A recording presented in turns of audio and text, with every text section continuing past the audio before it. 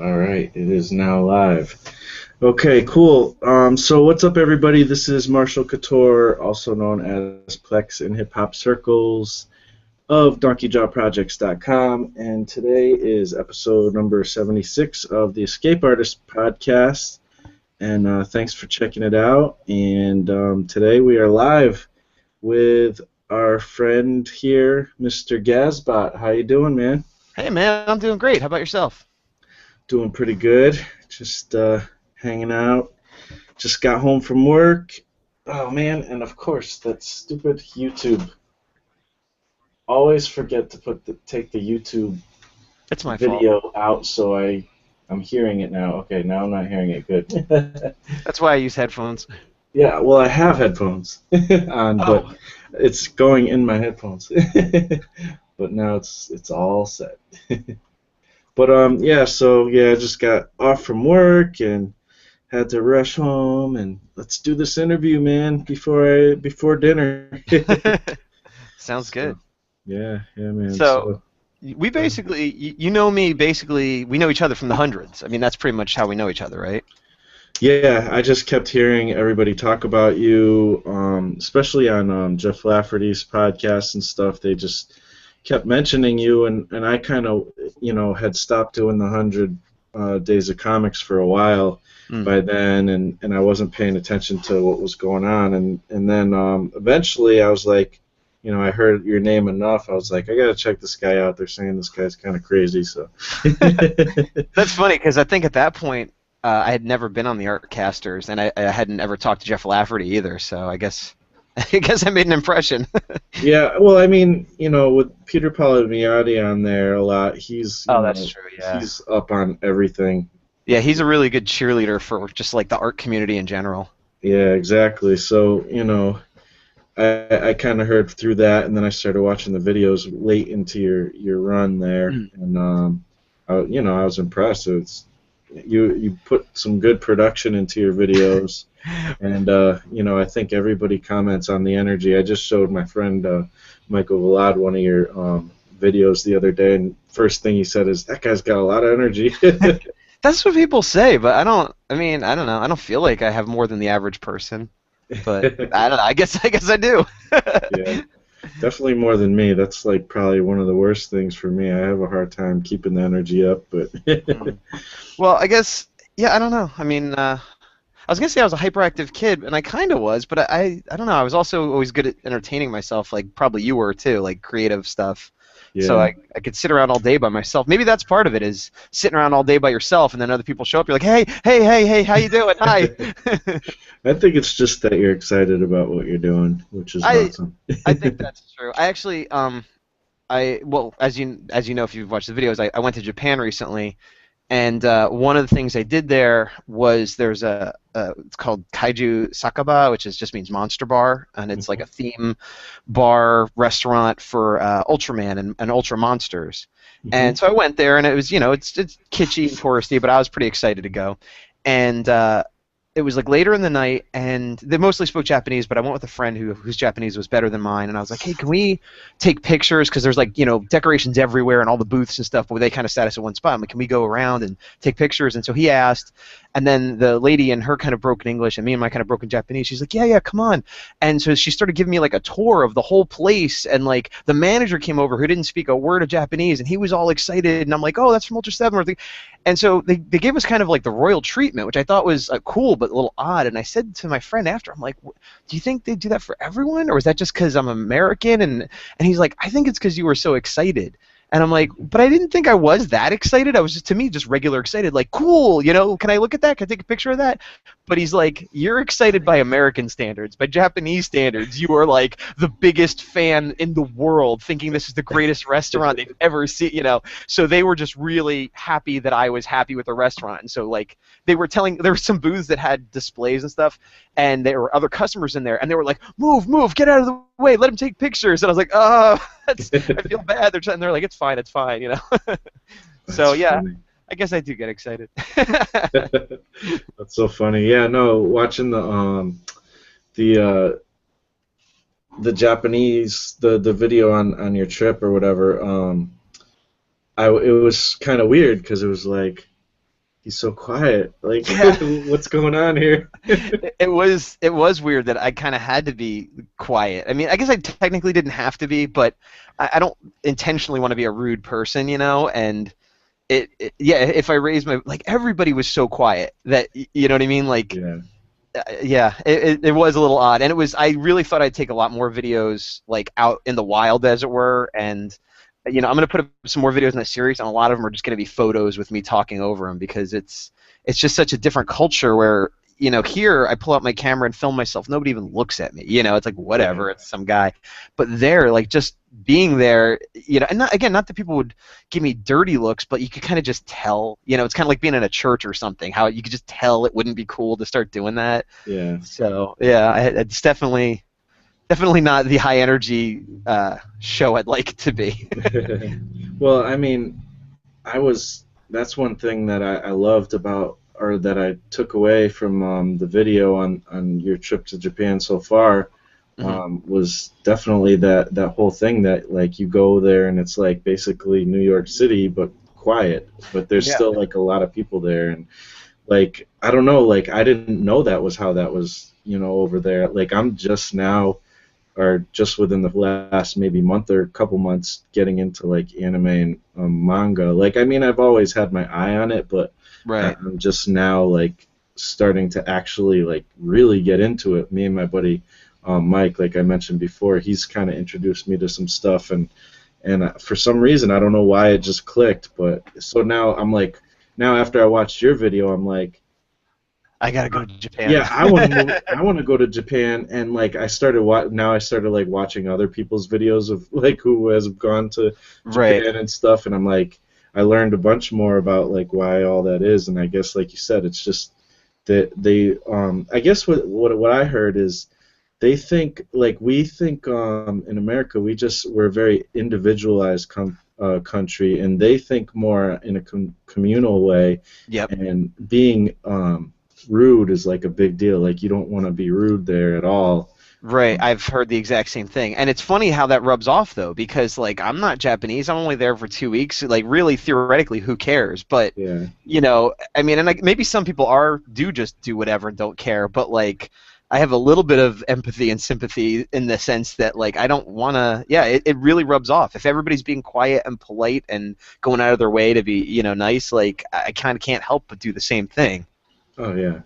Unless you're a jerk, you're gonna do that. Right, yeah. And it's not as hard as you'd think, because like I could still, talk to Q back at the hotel room, or like if we're by ourselves, or even if we were like at a restaurant with people, you could be a little bit more casual, but just like specific areas, like the train specifically, like nobody talked on the train. And if somebody was talking, it was like real obvious. Like you notice, like, oh, there's someone like 2 cars away talking kind of loud, like it was weird. Right. Yeah. Yeah, definitely. That just sounds like such a surreal type of place, and I mean, but they're so. I guess I don't know. Like, I was talking to my friend about it too. Is like, I wonder. I heard that, like, it's kind of like that there, but I wonder if it's like that everywhere, like in Japan, Yeah, yeah, I don't know. Like out in the countryside, it might be because that's different. like more of the touristy, It's places and true. stuff. I mean, I mostly stayed in Tokyo and like the suburbs or other like towns within Tokyo. I kind of compare it to like New York, how there's like Bronx and Brooklyn and all that stuff. Like I kind Yeah. of stayed in the main area, but I hit all the others. But we did go out to Osaka and Kyoto, which are still kind of touristy as well, but a little less big city. Yeah.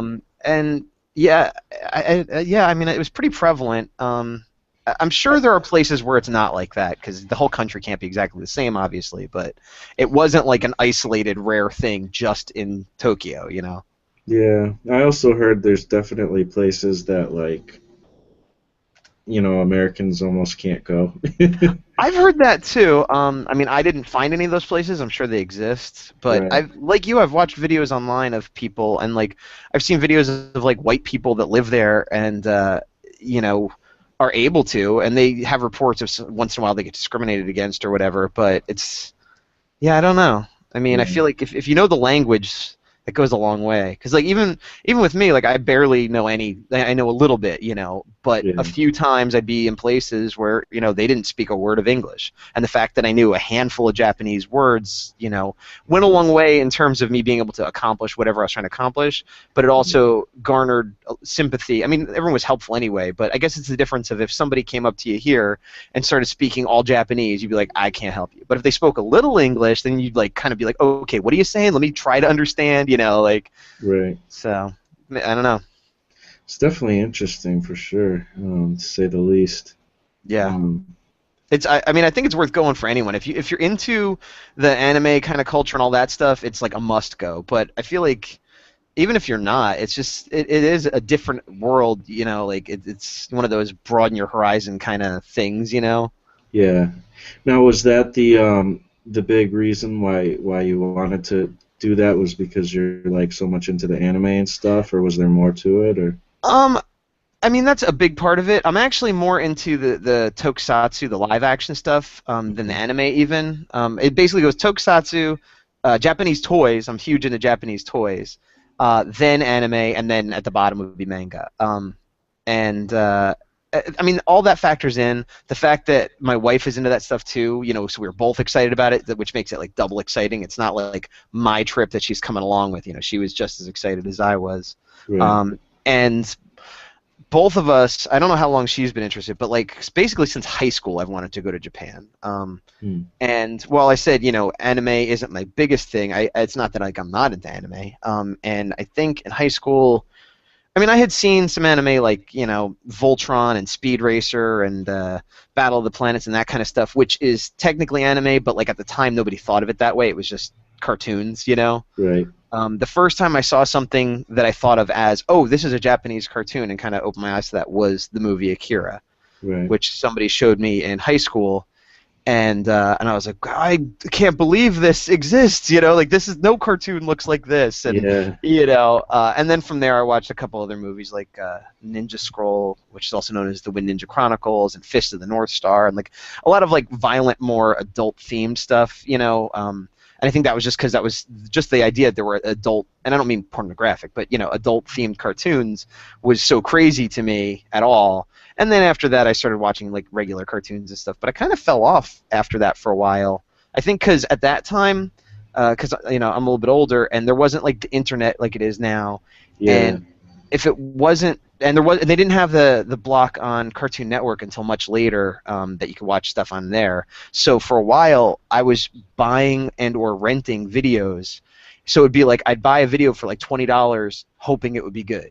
And I did Right. that enough times where it wasn't good that I was like, I think I'm done with this. Yeah, I had a lot of the similar experience too, and I think that's why I wasn't so much into it. And it and it was tough because it's like I know I kind of like it because it's like I mean the art is just like you don't get Yeah. that kind of animation anywhere. Like obviously Disney's amazing, but it's kids stuff, and this stuff's like awesome. And Right. but at the same time, it's like it's so difficult. It's like not only you know is it hard to find, but also it's like now you got to make sure you find one that's like in English. I mean, depending on how you like to watch it, I don't really like reading while I'm watching some amazing art go by. Right. I used to only watch dubs. Nowadays I watch subtitles more, but I could do either way at this point. Yeah. I mean, you just gotta like I mean, and what I'm now that I am getting into it, I mean, basically the fact that Netflix has tons of them on there is what's Right. probably getting me into it. But now I kind of because Attack of Titan on Titan is like one of the big ones that everybody talks about. I'm like, well, let me check it out. Unfortunately, it is subtitles, but I'm like, I'm digging it. Like I got hooked into the story, and now I'm like loving it. Yeah. Yeah, no, that's great, that show. And that's one of the shows that like are just as big there as it is here, which I found it weird that some of the shows that are popular here, aren't so popular there, which Yeah. like threw me like what's another one like Tiger and Bunny, for example. Have you seen that or heard of that? No. Well, it's pretty big here. I mean, I always see it at Comic-Con and stuff, and I've watched it. They have it in English and in Japanese, and it's sort of uh, American-style superheroes in like a reality show, where they Okay. compete and stuff. And of course, things go weird, and then there's real danger, like you'd expect. But I feel like seeing what I've seen here and what I saw there, like it's much bigger here than there. Hmm. And that's true of a couple other ones, like Cowboy Bebop, which is one I like a lot, which is apparently way bigger here. And I guess certain ones that they create, but it has more of a Western sensibility, ends up being a bigger hit on this side of the ocean. But uh, Attack on Titan, which there is Shingeki no Kyojin, is equally big in both places. It's definitely like the anime of the day. Oh, really? That's cool. Interesting to hear. Yeah. Um, Like, yeah. Oh, so sorry, go go ahead. ahead. I was gonna say No, the other one I remember is again I said Voltron, which yeah. even if you never saw it and whatever, everybody here knows Voltron. It was huge Right. in the '80s. They said over there, not a big deal at all. It was just some other random robot show. But for us, it was like it was the first big one like that. But for them, it's like it's just another one. Who cares? And it's like that's why like I collect toys, and most of those old robots have gotten like these super deluxe metal $100 releases, but never Voltron, which is Go Lion there because while it's a big deal here, they don't really care over there. That's interesting. I love Voltron. Yeah, me too. I wonder if I wonder about now that you're bringing that up. I wonder like about a couple of them like Transformers and then Robotech as well. Well, both of those. I don't know how much you know about the history of that stuff, so I don't want to bore you with stuff you already know. So stop me if you know what I'm going to say. But Transformers is sort of the storyline was created by Americans. Oh, The toy line was Japanese. It was several toy lines. It was Diaclone and I want to right. say Microman and something else. So they were all Japanese toys, but somebody over here, which I think it was Hasbro and or Marvel, bought the rights to those toys, and then Marvel Comics was hired to kind of create a storyline and then the cartoon. But like all the characters, like Oh, Optimus Prime and stuff, that was all created by Americans, at least the majority of it. And then it sort of got re-imported back to Japan, so that now they have the same kind of storylines we have here in Japanese. And actually, when our cartoon, the G1 cartoon, ended, they went for a few more seasons over there yeah. even though it started here. So it's this weird sort of back and forth. It's like a truly collaborative creation between America and Japan. That's pretty interesting because I was I don't know, it was like maybe a year or two ago or something. My friend was showing me like we were just hanging out. My friend was showing me he had like these old these like bootleg DVDs or whatever of like just old Transformers like Japanese Transformers commercials or whatever. Oh yeah, yeah, So yeah. like he's going through them, and I'm like, oh, that's cool, that's funny, and I was kind of ignoring it because I'm like, yeah, Transformers, and then I started noticing some of them is like there's like all these other ones that I've never even seen before, and I'm like, wait, what? And then there's like I forget the names, but there's like Headmaster this and Yep. this Master that, and like I'm like, what? There's like other Transformers? Like I was blown away. I'm like, Yeah. and there was like so many of them, and they had transformers for everything. Like if there's an object, they made a transformer out of it. Yeah. Like, Yeah, and it I went was on. like, holy crap! Yeah, and some of those commercials are like some of them are just regular toy commercials, but some of them are like little mini movies. Like there was one Yeah. when with the Transformers movie, the original cartoon one, when Optimus Prime died, like they call Optimus Prime Convoy over there. And there was this Death of Convoy commercial I remember seeing on YouTube at some point, and it's like live action, like you see helicopters going, and they have like a body of Optimus Prime like held lifeless by these helicopters, and the crowds are all like, "Oh no!" and this kid's like, "Convoy!" And it's like, man, their commercials are way better than ours, which are like, "Go see the movie." Nice. Yeah, that's interesting. Oh my gosh. So what about I won't like continue with just like this stuff, but I do want to. I'm curious if you know anything about like how the translation of Robotech was, if it was big Oh, there or not. okay. Robotech is kind of a big deal thing. It's a source of a lot of controversy, actually. Hmm. Um, the Robotech was based on 3 series in Japan. The one everyone thinks of as Robotech was Macross, and that's the one with the Jetfire-looking robots and Rick Hunter and the big SDF-1 base. That's like the main story. But then it continued. The next 2 like chapters in the Robotech saga were in Japan 2 other shows called, I don't know, mess up the pronunciation, but it's like Mospita and Southern Cross. Mm-hmm. And so they took 3 shows and they were unrelated. I mean, there was the same animation studio, so they kind of looked similar, but then they mashed them together, re-edited everything, changed the story. So it wasn't like an exact, oh, we're just going to translate Macross and call it Robotech. Like, they created their own narrative. They created their own thing. Oh, okay. Which some people think, oh, that's innovative and cool, and some people are like, sacrilege, you've destroyed this masterpiece, because Macross is well loved in other countries, including Japan. But it was still, like, love it or hate it, it was hugely responsible for getting anime over here in a mainstream way and getting a lot of eyeballs on, this seminal series. Right. But why it continues to be a source of controversy beyond the purists that think shouldn't have been desecrated and turned into something that it wasn't originally, is that the company who did it was Harmony. The American company is Harmony Gold. Carl Messick, I think, was the guy who actually did the bulk of the rewriting. He's since passed on, but his company still retains the rights. Mm-hmm. And why people are angry is because his company still owns the rights to Macross and associated properties that had become Robotech outside of Japan. Not just in America, but outside of Japan. Right. So what happens is there are new toys or new shows or things developed in Japan, and they're really hard to get over here because they're not allowed to distribute them here. Mm. Meanwhile, he's not really producing anything new. He repackages Robotech 100 times, puts out one kind of crummy movie every 10 years. So it's that sort of thing of like, you're not doing anything with it. You're not letting them bring their stuff over here. You're not even teaming up with them to put your label on it and then bring it over here. So, regardless of the arguable good his company did in the beginning and bringing it over, the average fan now thinks Harmony Gold is terrible. And they're very litigious too. Mm. Hasbro had put out a San Diego exclusive of, it was Jetfire. They were doing it like a G.I. Joe Transformers mashup figures. Mm-hmm. And they did a Jetfire Sky Striker. So it was like a G.I. Joe plane molded to look like Jetfire from Transformers. Mm-hmm. And Harmony Gold sued them because Jetfire was based on a Valkyrie from Robotech. And I guess back then Hasbro had gotten a license to do that, but it had since expired, and so since the stickers made this plane look kind of like that plane, Harmony Gold sued. And, so they've got kind of a bad rap. And that's probably a much longer answer than you wanted. No, that's cool, man. So, yeah, no, that's all interesting.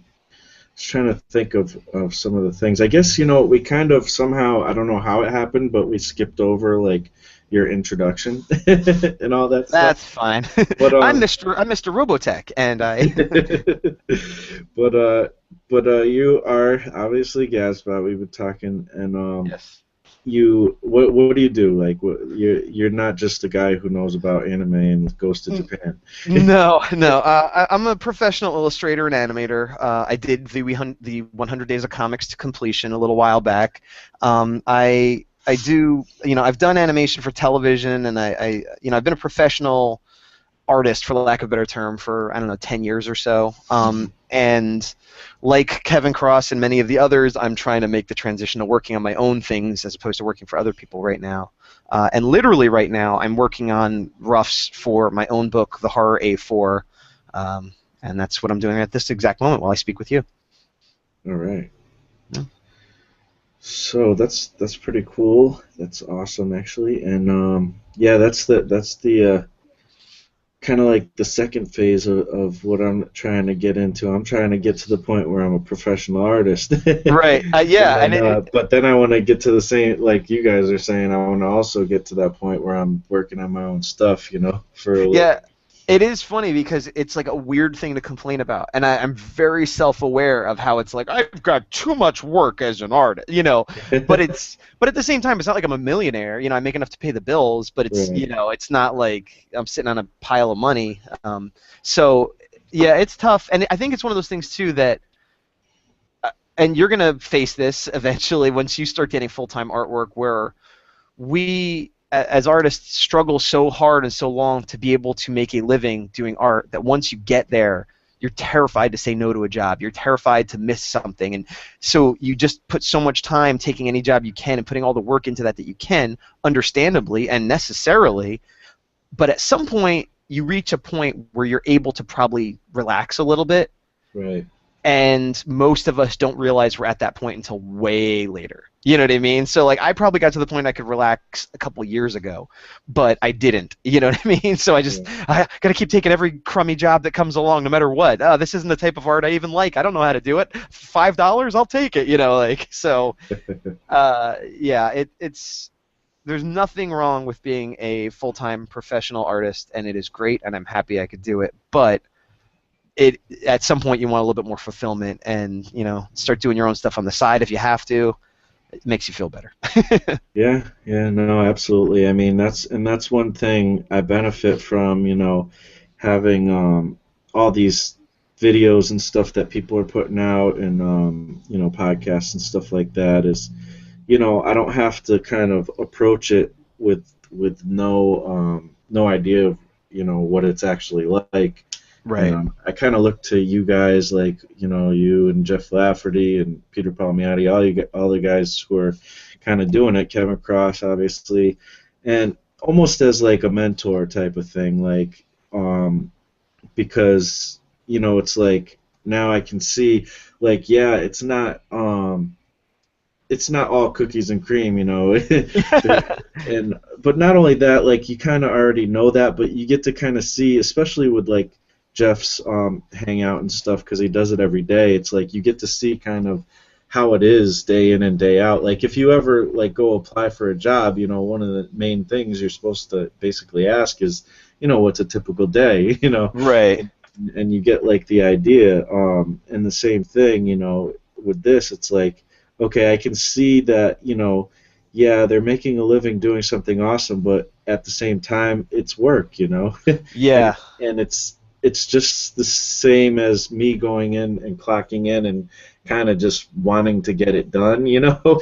And some days, you know, you might be really into it, but some days it might just be like, well, I just have to start making marks on this paper right now, or digitally or whatever, or else I'm not going to get paid this week, you know. So and unfortunately that is true more often than you'd think. That, you know, you're right, this is a great job, and I've had my share of retail and other crummy jobs, so I appreciate that even my worst day as a professional artist is better than when I worked at Kmart. You know, it's still, you know, can be, oh man, I got to work today, you know, I got to drag myself over there with a cup of coffee just like a regular job. And the other thing is it's sometimes it's hard to describe a typical day, because like I could have a typical day for months and then all of a sudden it changes and now I'm working on a different type of job, or I'm hustling, or, you know, depending on the year and the month, a typical day might look very different. Right. But I think that one of the main advantages of this over any other traditional job is that even if it still could be hard, and even if you have to face financial challenges and all the kind of stuff a normal job has, the one big advantage is when you're done doing whatever a normal job would be, you know, oh, I cut these lawns, or I filled somebody's teeth, or, you know, arguably if you're a doctor, you get a different sense of satisfaction. But what I'm getting is you have a product that you've created that exists after the work is done, that people could then appreciate or tell you how great you are, or you know what I mean? Like, you don't normally, like going back to my Kmart example, when I worked at Kmart, no matter how well I stocked those shelves and dusted up and, you know, showed somebody where the bathroom was that day, afterwards nobody was like, that's awesome, good job, buddy, you know? Yeah. So it kind of, the ego boost is the big reward, I think, for art stuff. I mean, both, whether it's from yourself or from someone else. Right. And I mean, one thing too, and I think that's what a lot of you guys are trying to get into, is, you know, it's weird to me. It's interesting to me, like, basically the work of an artist, generally, if you're working for somebody else, is pretty much the same as what I'm doing, like, or what anybody, like if you think of like the example of like a factory or whatever, like, we're the people who make the stuff and get paid the lowest, you know, like, yep. I mean, it just is. That's the nature of it. The people who make the money are the people, you know, who are owning the company and telling the people what to do. And also the salesmen. You know, Yeah. those are the people who make the money in any company. That's just how the structure of business works. But and that goes into the whole idea of like what a lot of you guys are trying to do, or maybe some people have done, is getting to the point where you're like, okay, well, now I'm going to start making my own projects a priority. And yes, I still have to take some of those crappy jobs, but we're going to like make a transition. And you know, and that's where you have an opportunity that I kind of, you know, don't have. Well, I do have. You know, I can still do it on the side, Right. but you know, is you know, let's see if we can get, you know, your own properties to kind of start making maybe some residual income. And really, in some ways, it's awesome because yeah, it's hard to find a way to make money, but at the same time, there's no ceiling. You know, like me, I have to go and ask the boss for like a 30-cent raise. You know, Yeah. and then maybe next year I can ask again. You know, but for you, you can. I'm not saying it's easy or anything. No, It's I get, definitely but you not easy, succeed or but fail on your own. you have the opportunity where it's like, you know, it's up to me whether I, you know, how much I get paid or whatever. You Right. know what I mean? Yes. Yeah. No, that's absolutely true. And there is a satisfaction, succeed or fail, that you are doing it yourself. You're not asking for permission. You just, you know, you do it. And it with the whole comic book, like, I'm probably a little bit more pessimistic than some of the other people. I was on I forget if it was a V100s and Artcaster, where I was kind of the negative Nancy a little bit, where like none of us are going to make money as artists. But what I meant was, like, I mean, obviously I'm working my own comic, and I like comics, and I want everybody to make comics. You know, I'm a fan of the medium and the genre and whatever. But I recognize that the industry is, you know, in decline, and I recognize that as an independent, even if I print up 100 copies of my comic and sell them all at a show, I'm not making much money. You know, after the table and the printing costs and everything else, you know, I'd have to be selling thousands to make any amount of money, and even then, it's not probably enough to live on. But the hope is that people see. The main hope is I have a story I want to tell, and I want people to see it. So making money, yes, I want to do that, but more important at this point, since I'm already making money as an artist, is to get my story out there. Right. And the hope I have is that I'm not hoping to make money on my comic. I mean, I hope not to lose money, maybe make a few bucks, whatever. I'm hoping that after I make my comic, people will want to buy my next comic. They'll want to buy a T-shirt with the horror on it.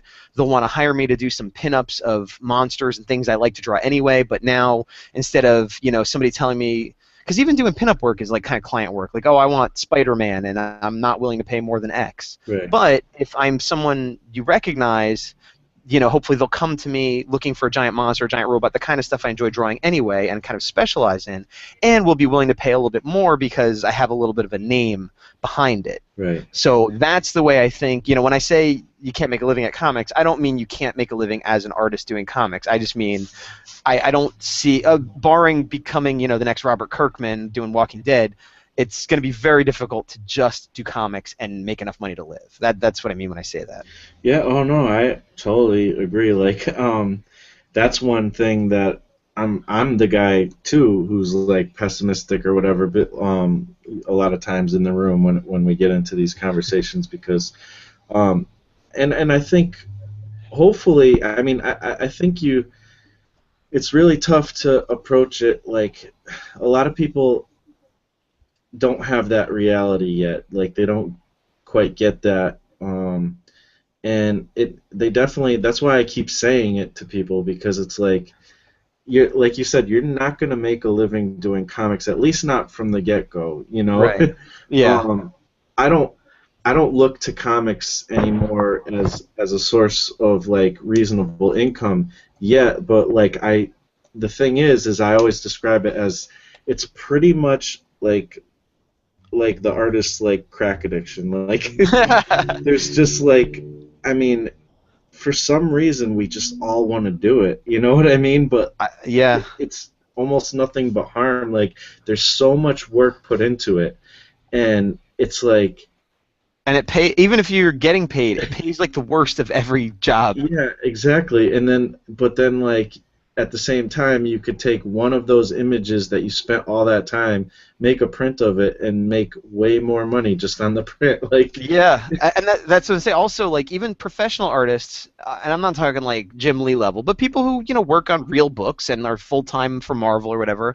I've talked to them at conventions and stuff, and while they're not starving or anything, to a person, they all say that they make more money doing sketches at conventions and selling prints and like all the ancillary stuff. That even if you're getting a good page rate, and I quote unquote good page rate, because like even a good page rate is never enough in my opinion, but right, even if they're getting a couple $100s a page, let's say, which is more than you or I could ever get, and arguably enough to live on, but then they could get a couple $100s for doing one sketch of Superman, and right, it's like, and that takes them way less time and is way easier, right, and like for my I guess career, for lack of a better term, I'm not commanding those prices on sketches necessarily, but what I always say is the go-to when I'm trying to talk to people, and usually it's people that like, oh, you're so lucky, you're an artist, it's so easy, that kind of stuff. You have to be like, listen, it's not that easy.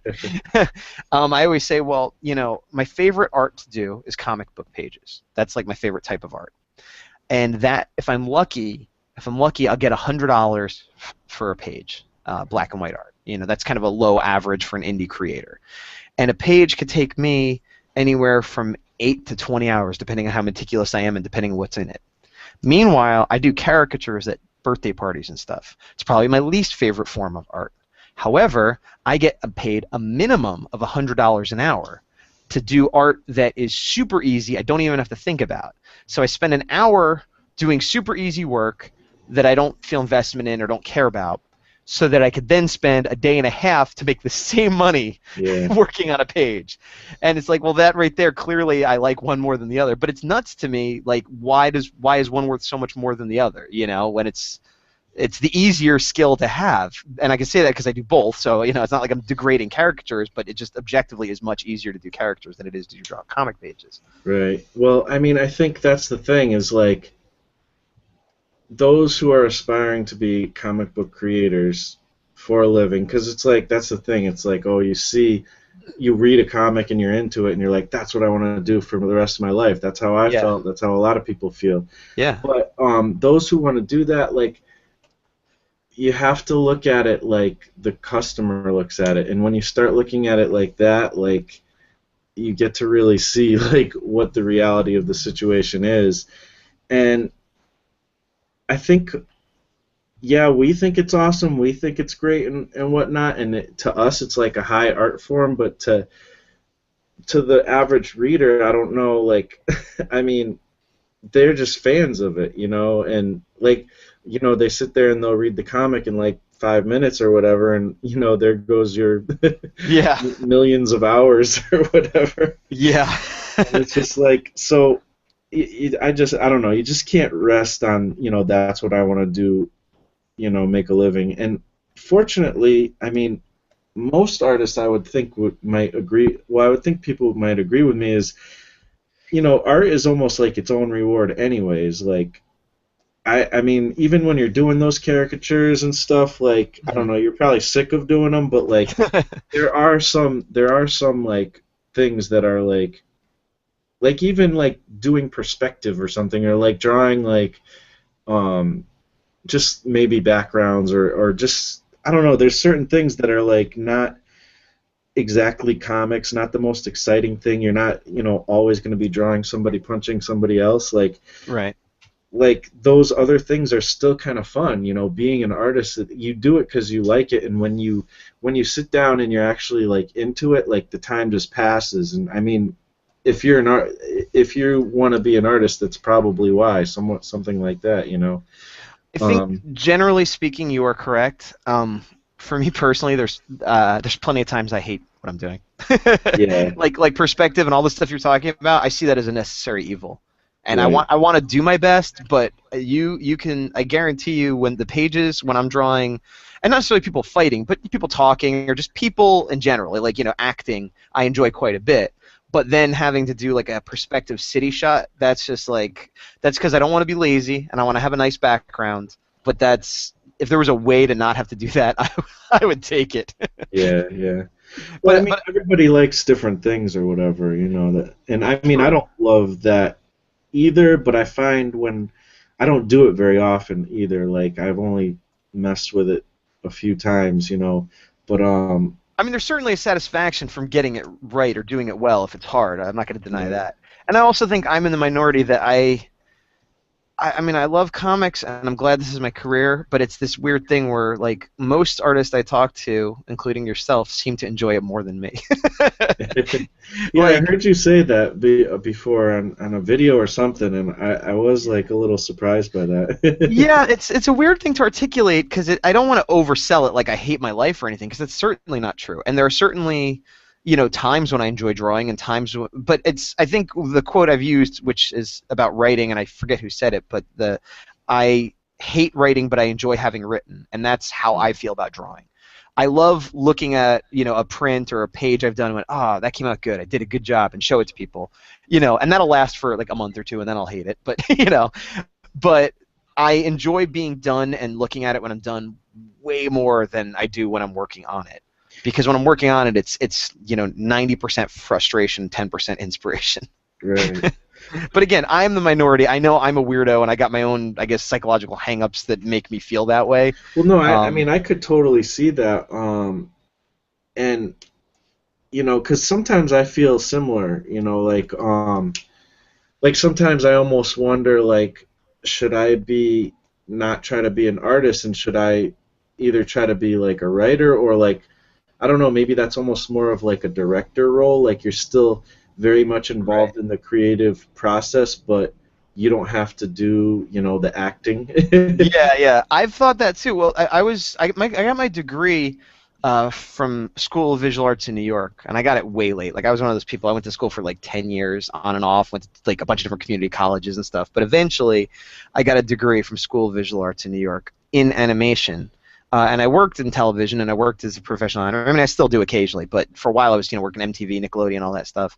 And at first, it's like, oh my God, I'm working as an animator for a real TV show, and I'm getting paid. This is the best thing ever, and it is. But then after a while, you're like, I wish I could do my own characters, and I wish I didn't have to spend all day lip syncing this, preschool show, and again, the whole thing it becomes a job again. And very, very soon after, I was kind of like, I don't like animation. Not I don't like the art form, not I don't like the business, but I don't like animating. And I would much rather storyboard or design the characters, or like you said, direct or write, or be the guy who came up with the idea for the show. That then kind of the Gene Roddenberry, the George Lucas, whoever, who is like, here's my universe, here's the rules, now you make it happen, kind of. Right. But to get there, you have to do all the grunt work for years and years and years, and then you still might not get there. Right. So I sympathize with that thought process, but that's even more rarefied air than being a professional comic artist that can make a living. Yeah. It's Um, interesting. I mean, do you think you would like literally, if that opportunity came up, you would stop trying to be an artist and do something like that? well, I don't think I would ever stop drawing completely, but I think if I had the opportunity to like run my own animation studio, I would absolutely take it. And Right. what I would probably do is like, here's the idea for the show we're going to do, or the movie, or whatever, and I would probably be involved in the story creation process. I'd be involved in the character design process. I'd maybe do some storyboards, and then that would be it. Then I would just supervise the workers doing it, because to me that's all the fun stuff. I mean, it's same when I'm doing a comic page. To me, the most fun part is taking the script, whether I wrote it or someone else wrote it, and doing kind of the thumbnail layouts of how the page is going to be laid out. Yep. That's the most fun part to me. Everything else is just grunt work to make it look correct and pretty and stuff. Well, that's interesting because that's the part sometimes I hate the most. But I think I will start to like it more because like I never really did it properly either. I did 3 comics so far. They were mini comics, and I just like did whatever I could to get them out as quick as I possibly could. Yeah, I have a lot of mini comics and fanzines in my past that are the exact same way. Like, oh, there's going to be a show in a month. Let me hurry up and do this. Exactly. Yeah. So I mean, I did that, but I don't know. It's pretty interesting to kind of see your perspective on things. Now, I was wondering, like with the March of Robots type of stuff, like Right. something like that. Like, do you enjoy doing something like that? Or, Yeah, yeah, that was fun. But it was fun. I mean, it was sometimes it wasn't fun because I was like, oh, I committed myself to this and I'm tired. I don't feel like drawing today or whatever. But Right. uh, I committed to it voluntarily and, chose the subject matter I wanted to work on. And there's a lot less pressure, to be perfect because it's like, oh, some of them I did kind of finish, some of them were just sketches. Right. So, yeah, I do enjoy that. And that's the thing. I do enjoy drawing. It's not like I hate drawing all the time. I just, other artists seem to get, like, I don't know if, maybe it was you that said this, but just like kind of the process of drawing is enjoyable. Right. Just in and of itself. No matter what I'm doing, as long as I draw, if I'm having a bad day, get home, do some drawing, I feel better. And I'm like, that is not me. I can draw. I can enjoy drawing sometimes, certainly, but it's not a catch-all. Like if I'm in a bad mood and draw, I'm gonna be probably in a worse mood, because I'm gonna get frustrated at the problems I'm having drawing, and I'm a professional where I could power through and make myself do it, but yeah, I don't. It's not a. It's What not a about pick me up. what about the idea of like expression? Like, do you ever feel like you're doing that with your art, or do you feel like you're like you said, like you want to tell this story, and now you have to do the part where this has to happen by somebody, so it might as well be me or something. um, as far as expression, I think when I was young and not a professional, I did express myself through art in some way, shape, or form. I think as soon as it became a job, or even probably once I started going to school for it and like knew it was going to become a job, it just became. I mean, very early on, there's kind of the distinction, fine art and commercial art, which Right. especially like in my high school, for some reason, it was a very big. It was like a weird divide, like in the high school art classes, and I was very much commercial art. Hmm. Probably because I liked illustration more than painting and things like that, but also because I come from like a lower middle class or upper lower class kind of family. So while I wasn't starving, money was always an issue. So to me, I'm like, well, I'm gonna have to get a job where I make money, and I want to Right. draw. So I'm not gonna learn how to paint and sculpt. I'm gonna learn how to illustrate. I'm gonna learn how to do stuff that will pay me. So kind of practically speaking, I went that way. And by the nature of that sort of work, well, certainly you can express yourself in it. It's more about pleasing the client and making things look the way they're supposed to, as opposed to expressing yourself. Hmm. Now, all that being said, you know, I can occasionally get a little bit of a joke or something in a caricature I'm doing or something for someone else. Although the worst thing that can happen is when I try to put a little creativity or a little bit of flair, and then they're like, "Oh, we don't want that." Then I get like, "Why do I even try? I should just be the robot they want me to be." Um, but with the Horror A4, I am absolutely expressing myself. I mean, it's a story that I want to get out, but I mean, the characters, they say, write what you know, and obviously I don't live in this dystopian future with, a monster, but a lot of the characters and themes are similar to people I know or myself, and, a lot of the dialogue, because I don't consider myself a writer. I mean, I'm writing, but I've never thought of myself as a writer, so a lot of the dialogue is just like, well, what would I say? What would my friend say? Just kind of, so I feel very close and tied to it, and I think I am expressing myself, even though, like you said, it's a story. It's not here's a painting that expresses, my inner turmoil or whatever, thing that, stereotypically you'd think. I Right. think telling a story through comics is the only way I've ever tried to express myself through my art, despite having done art for, over a decade professionally. Right. Right. Okay. Well, that's interesting to hear that because I think it is a little bit different than a lot of artists maybe approach it. And maybe there's a lot of artists out there who are like that. And I'm just so used to it being something like even this little drawing I'm doing here. Like if I'm not careful, I could sit here and I mean this is like an over detail whatever thing, and I can go so overboard, and I Right. just like I enjoy sitting there doing it.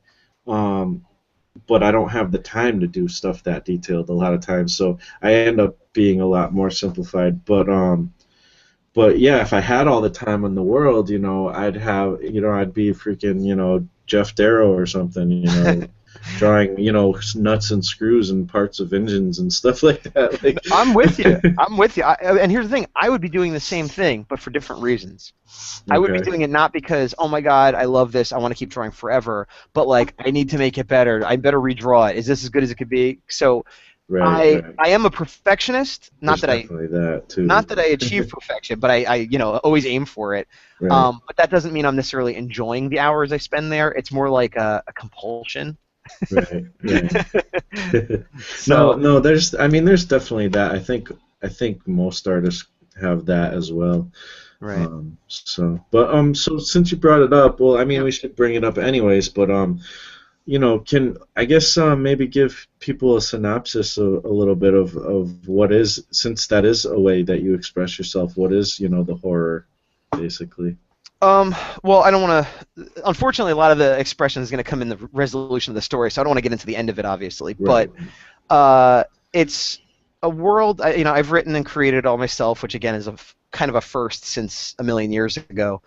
And it's a world, similar to ours in kind of like a near future, but the difference is in this world, kaiju's like Godzilla-type monsters and Kyodai like giant Ultraman-type heroes existed in their past, and the equivalent would be like how we had like George Washington and what's his name, Daniel Boone, and like heroes like that, which we know existed, but they're kind of lost to legend and myth in a way, Right. and that's how these creatures were for these people. Like everyone knows they kind of existed, but it's been so long ago that no one living has seen them, and it's sort of fallen into myth in a way. And one day a monster shows up again, and that's the horror. And then the world is thrown into chaos because while they have dealt with this in the past, it's been hundreds of years, and the police force and the government, which were already a little bit leaning towards fascism a bit, kind of take this as an excuse to maybe go more in that direction and take a bit of a power grab. And then there's, even though it's a giant monster book and there's certainly lots of monster fights, I follow this character Boots, who's sort of the main character, and she's this sort of young, punkish kind of like, I don't care about your world, but I'm going to fix the world, but she doesn't really know what she's doing. She's that kind of hot topic punk that's like, I'm angry at everything, but not Mhm. actually doing anything to fix the world. Mhm. And so it becomes sort of her journey in this world of how is she going to deal with the world that's changing and this monster that's destroying everything, and and it goes on from there, and that's pretty much the story. Cool. And is what's the scope of this thing? Is it a graphic novel? Is it an ongoing story? It's definitely not ongoing. I have it all scripted out, and if I was doing individual issues, which I may, it comes to about 5 like issues, like 22, 24-page issues. I Really? originally wanted it to be just like one 40-page book because Okay. I wanted to keep it smallish, but I kept rewriting it, and I showed it to friends and family and like other people to get opinions on every version, including a buddy of mine who's like an actual comic writer, Mhm. and it just the changes I wanted to make and the changes other people suggested all kind of pointed to I need to add more books or more pages. Mm. So it got to the point where it's either going to be like a 120-page book or whatever, or 5 floppies. So however you want to look at it that way. And actually, I was just watching Kevin Cross's video because he's talking about Monkey Mod, and he doesn't know if he wants to release floppies or whatever. Right. And he's kind of leaning on not doing them. I'm kind of leaning towards doing them. And that doesn't mean I wouldn't do digital either, and that doesn't mean I wouldn't release it as like a big book, but at least for the first issue, with print on demand and everything, I don't see any reason not to print up 100 copies and just, sell them at shows. And I won't make a ton of money, but it'll be a good way to get it out there, and I kind of want one, like just Yeah. emotionally, I just kind of want one. Yeah, no, I'm the same way. And I think with Kevin I think from what he said, it seems like, and I'm not talking for him or nothing, but it seems like he doesn't really love the necessarily quality of Kablam or something like that. Right. So I think maybe that's why he wants to, like, if he prints them up, it seems like he wants to try to go like Like the, full old school yeah, kind of. I mean, exactly. and he might have a point. I haven't really looked into the printing that much because I'm still a ways away from that. Yeah. I guess what I would do though is it's not going to cost me anything to get it ready to print, and then unless I'm mistaken, I think you can order like one comic for like $5, and so I guess You definitely can. yeah, and so my thought is I would do one, And if Yeah. it looked like garbage, well, I have one that looks like garbage for me. You know what I mean? Yeah. Yeah. But if it was better, then then I'd print up a few more. But if if I couldn't do some sort of print on demand, then yeah, maybe I wouldn't. But my intention is to do a print on demand at least for the first issue, but also release some digital. And I'm also a big believer in not worrying about people stealing my ideas or getting it for free or any of that kind of stuff. Like Right. the more exposure, the better. Like even Yeah. in my videos, I show a lot. Like I don't want to give away the final ending of the story, but I've shown like whole pages and Oh, yeah. whatever. And no disrespect for people that are trying to keep their stuff secret. I get that, but Yeah. I'm just very much like there's so many people in the world. If the Yeah. couple hundred people that follow me on YouTube have seen it, that's fine. You know what I mean? Yeah. Like I'm the same way, exactly, actually. And part of my argument has always been too is like, if it's good, it doesn't matter if you know the ending or not. You're gonna want to see it, watch it, read it, whatever, and yeah, you're gonna want to do that multiple times. Like I have watched the Lord of the Rings trilogy so many times I can't even count. Harry right. Potter, same thing. Like some of these ones that I really like. The Titanic came out at one point, and everybody knew the ending of that, but it was a blockbuster hit. Right. you know, so, Yeah, yeah. so Yeah. the same thing. If I'm creating something good enough, and then people are going to want to check it out either way. And honestly, the ending to me in stories, the ending is like usually the worst or most boring part anyways. It's the part that leads up to it that's interesting. I don't disagree. Although at the same time, I don't like spoilers if I could help it. It won't make me not watch a thing, but I prefer to be surprised. And Yeah. I guess I understand more the people that want to preserve sort of the integrity of their story. And while I'm with you that I don't think it's going to mean people won't watch it or buy it if they know what's happened, I do understand like artistically why people might not want to share it. Yeah. What I don't understand as much is the people that are worried about their ideas being stolen. Yeah. Because if you put it out there, that's kind of like proof that it's out there. Right. Proof that you did it. And there's also this sort of idea of like, well, someone steals my idea, then what? It's like, well, don't you have 100 ideas? Like, can't you come up with another one? For the only reason I don't have 100 books out right now is because they take so long to do. But like, if somebody stole my idea, like, and how can somebody steal your idea? Because like, even if what I just said is my story plot, if somebody said I'm doing that and they did it, it wouldn't be anything like what I'm doing. Yeah. So I don't ever worry about people stealing my stuff.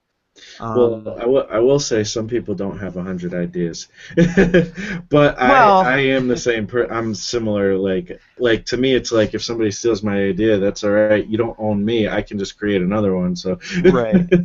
Well, you say people don't have 100 ideas. I would say maybe they don't know they have 100 ideas. Maybe they have gotten so wrapped up in that one idea that they've like haven't thought about others. But if you're Right. a creative person, if you could write one story, you could write 100 stories. If you could draw one picture, you could draw. You know what I mean? Like you almost have to be able to do more. I don't see how you could not, except that maybe you didn't put your mind to it yet. I agree, but some people do. Like there is a if you think of something like Cerebus or something like that, like Yeah. that's the story he wanted to write, and that's it, really.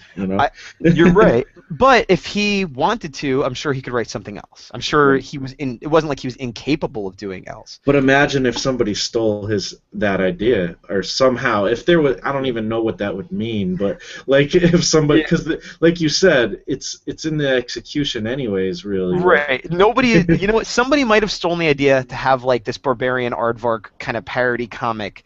Nobody could have stolen the idea to then have that morph into this 300 issue opus that spanned decades and covered religion and spirituality and politics and everything else he got into. Yep. Even if there's just that's what I mean. Like even if somebody copied the first issue, it wouldn't have been what it became. Right. Yeah, definitely. I mean, that's the thing. Nobody can really, truly copy your voice. Yeah. People can try to draw like Jack Kirby, but nobody's really going to get it right.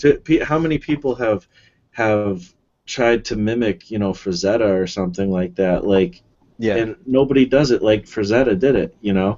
And if they do try to do that, they do a disservice to themselves, because now they're not putting their own voice out there, and then you know, you do see, like, I think of what's his name, Simon Bisley or whatever. Like, Right. his stuff is very similar to Frazetta, but it's very different too. And he definitely has his own voice, and it's much more interesting to see, you know, a different voice kind of doing a similar thing. You know. Absolutely, and I think that's the difference. Where I don't think he is trying to copy Frazetta. Frazetta is just an influence on him, and that's Yeah. how we all are. We have touches of influence of artists we like that, whether consciously or subconsciously, influence the way we draw.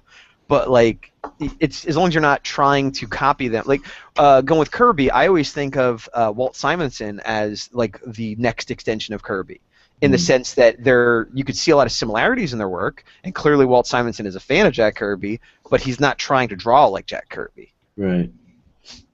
Yeah. And I guess with Kirby, I would think of Eric Larson the same. And I could see that too, yeah. But just like with Walt Simonson, they both have their own style. yeah, It's just definitely. it's just that you could say, oh, who has a sort of cartoony, blocky, bombastic, energetic style? Let's put in Kirby and Walt Simonson and Eric Larson. They all kind of fall under that school of thought of how to approach the art. And I think that's the difference too. It's a way of approaching the page as opposed to copying the lines that the other artist did. Right, absolutely. And I guess since we're talking about influences, let's get into maybe what is some of the things that really got you like thinking, man, I really want to do this comic stuff or whatever it is that you like doing, you know, with art. Well, early on, like with a lot of stuff in my life, was Star Wars. You know, I'm of that age where Star Wars defined my childhood. And the first comics I had were Star Wars comics. So the reason I like comics is because I liked Star Wars. But I remember specifically one day going to like 7-Eleven or something. This is back when you could buy comics at 7-Eleven, and they didn't have any Star Wars comics. But somebody had given me money to buy comics. I'm like, well, I'm not going to give the money back. So I got like, I don't know, like a Smurfs or something that I regretted, and then I got a book called Crystar, the Crystal Warrior, which is this like crappy comic that nobody remembers from the 80s from Marvel. But it was sort of a fantasy book, and I enjoyed it. And then next time I went, I think I got like a classic X-Men or a Spider-Man, and so X-Men and Spider-Man were like, and I was also all Marvel when I was a kid, and they got me into just reading comics. And so then, within a month or two of not finding that Star Wars comic, I was reading X-Men and Spider-Man and a bunch of other comics from Marvel, and then within a month or two of that, I was drawing Spider-Man and I was drawing Wolverine, and then within a few months of that, I was drawing my own characters that were very derivative, but and that kind of got me drawing, and I mean that's kind of what got me started on the path, and then but that was in a very, I mean I was probably 12, 13, Right. and I didn't really take art seriously until I got to high school, like around 16 or so, and that was around when Todd McFarlane was really big, and I was a huge fan of his, and then later on, guys who I still like, and it's funny because when I name my, like, for lack of a better term, influences, you don't really see it in my work, I don't think, but I know they're the guys I like, and it's like Art Adams, Neil Adams even, Alan Davis is probably one of my favorites. But Walt Simonson I like a lot. I actually, when it comes to giant robot stuff, even though I don't read a lot of manga, Go Nagai is the Japanese manga artist who created Mazinger Z, who's known as Transor Z in America, and I'm a big fan of his artwork, and that's more recently in the last couple of years. He's got a lot of energy and stuff like that. But yeah, it's fun. Like all these people that I'm saying, like I feel like you can't even see their work in my work, Yeah. No, I mean, and that's cool, man. But you gain. There's a lot you gain that it doesn't necessarily reflect in the work. But like with Kirby, like I don't think anybody would say my art looks like Kirby, but he's a huge influence, and it's what it is the energy that right. I love to see that amazing energy and dynamic, type of panel work and not panel work, but like just poses and stuff like that. And so I kind of shoot for that, but my style is kind of maybe more like I don't know, like an underground comic type of style, like Robert Crumb or something. Right. But it doesn't really look like that, but that's your sensibility, like kind of. Similar. to that, but with action superhero type of influences. So it's weird, but Right. I don't even really like read or have ever read anything from Robert Crumb. I've seen his art, and I don't know, somehow I don't know what Did you I see don't think the I don't even movie? know if anybody would ever say that my stuff looks like his, but when I look at it, I'm like, well, it's some of the ways I make, characters look maybe Right. Choices. looks In your similar. mind, the choices you're making come from a similar place. Yeah, I guess, but I don't know. My style's still changing anyways a lot, but Mm. for some reason that's how I kind of envision it. But so yeah, it doesn't necessarily always translate in the work, but Yeah. But I mean, I guess that's good because then you're not in any danger of being considered a copy or a clone or whatever. yeah, yeah, Like, well, exactly. even like your buddy, I want to say Dan Fraga, but that's not his name. Wh- How do you say it? Yeah, Dan Fraga. Fraga. Yeah, Yeah, I I always used to said always say, Fraga. yeah, me too. I think because like fragged, so I was like, yeah, the image guy, frag. I just think of Um, Fraggle Rock.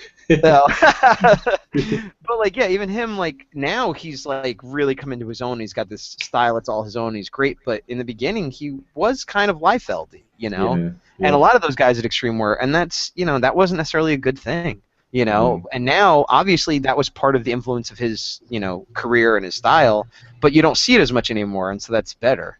yeah. And part of that too, I think Liefeld a lot of times has, with his books, he does the layouts a lot of times, even if he's Mm. not drawing them. And when you're drawing over somebody's artwork, I can't imagine it's got to come through. Oh yeah, So, absolutely. but yeah, so that's interesting, and I guess I also wanted to bring something up that's maybe not 100% what we were talking about just then, but still, I was just like, as somebody getting into anime and stuff like that, and well, first of all, I guess I'll ask you because this was interesting too. Is you were saying like your main thing that you like from like the whole Japanese stuff is the live action stuff. Yeah. What are you talking about with that? Is that like Power Rangers or is that like Um, in something else or? in part, well, yes, Power Rangers in part, but I mean the genre is sort of the catch-all phrase is tokusatsu, and that sort of just means live action sci-fi stuff, which would include Godzilla movies, which would include Power Rangers, but there's a whole Okay. universe of stuff in there, like of their own Japanese superheroes and things like that that have like live action shows. And I've always liked Godzilla movies. Like that's the thing since I was a kid. And Okay. as I've gotten older, I've gotten into Ultraman and Super Sentai, which is Power Rangers. I came into like Power Rangers. I was a little too old for.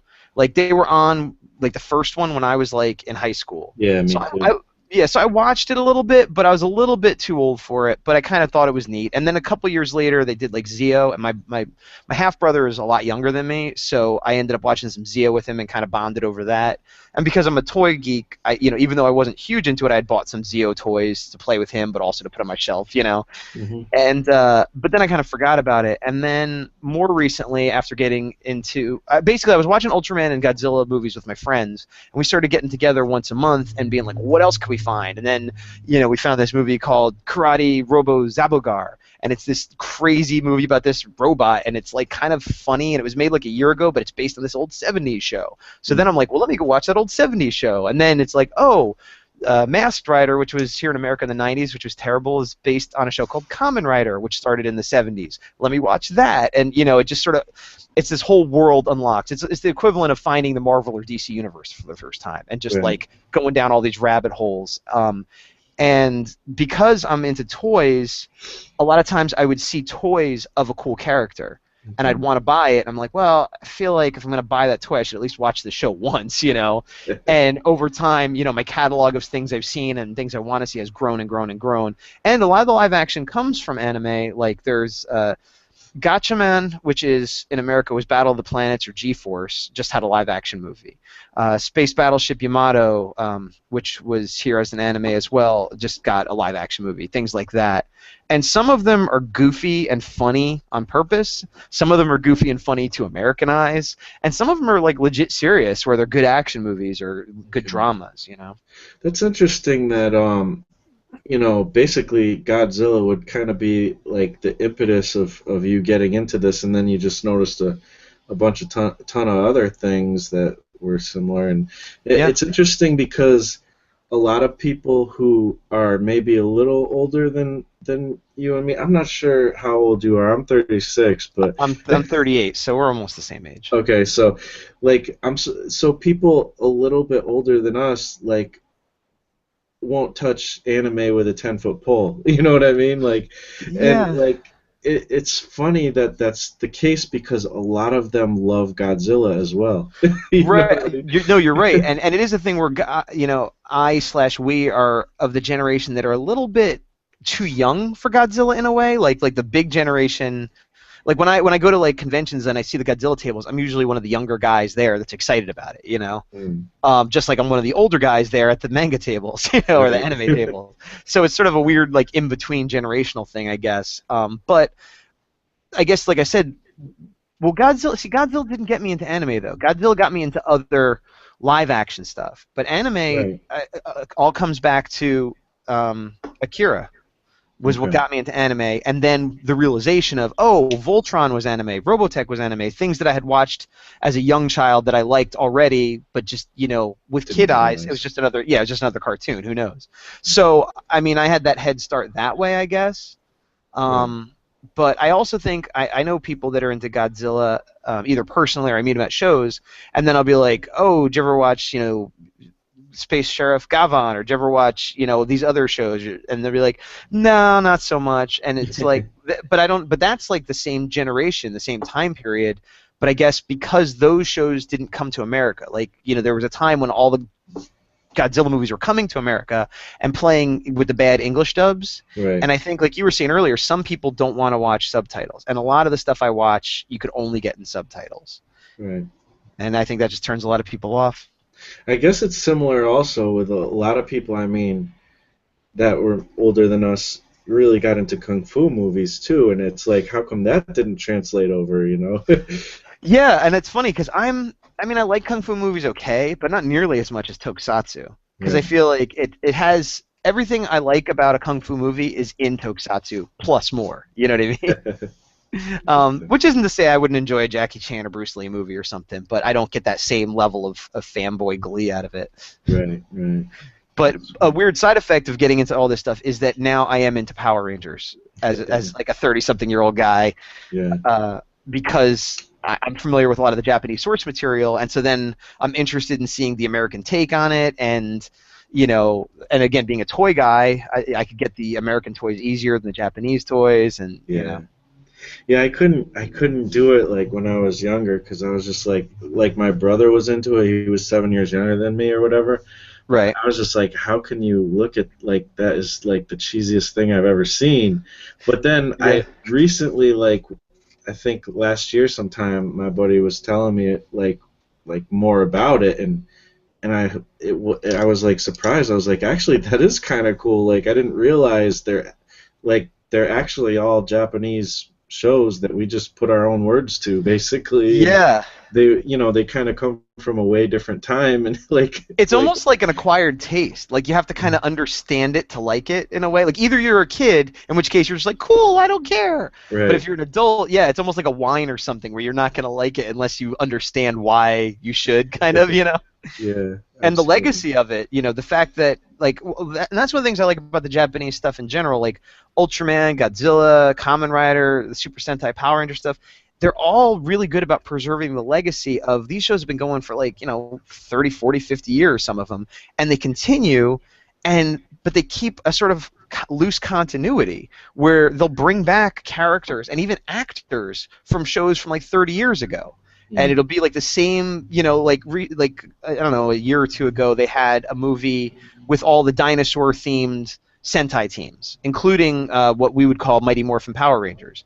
And so in it, they brought back all those Japanese actors that are now like, 45 or whatever, playing the exact same roles, and it's just like, I don't know, I dig that kind of stuff, like we don't do that as much here. It's always like, here's the new Spider-Man, here's a new Hulk, Right. Whereas there, it would be, well, here's the second Hulk, here's the third Hulk, and they all like still count, and they all still exist, and they might team up at some point. And from a purely fanboy point of view, I'm like, that's way better. Right. Like there's you don't have to pick your favorite; they all exist, and everybody's cool with that. Right. Yeah, here, continuity is subject to marketing, basically. So. Yeah, I've given up on American continuity. Yeah, that's an interesting difference, and I guess I'm glad we're talking about this because one of the things I wanted to get into was more in this kind of area, and that's with anime and manga, and I'm sure it's similar with the live action stuff as well because it's all from the same place for the most part. There's some things that I've been noticing, as a creator that is interesting to me. Just kind of with fresh eyes, just getting into this stuff, and like one of the things that I've noticed and is really inspiring to me is, and I wanted to bring up a quote, but I can't remember. I don't have it near me, and I wouldn't know exactly where, but just paraphrase. Yeah, well, basically, I think it's in Wonton Soup or whatever that book, which is not a Japanese anime, but Okay. it's I don't know if you've ever heard of James Stokoe, the artist. Not by name, no. Yeah, okay. What are they known for? Well, he does he does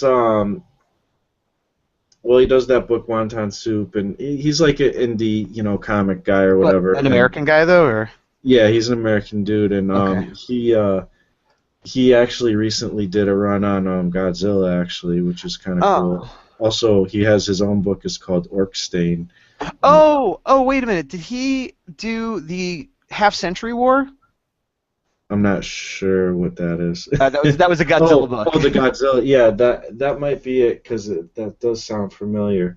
But he's got like one of those, like, definitely indie styles, and he puts like a lot of crazy detail into stuff, but it's very cartoony as well, and it's definitely influenced by, I'm sure, anime and stuff, and also kind of a big influence would be Mobius. You could see that in there as well.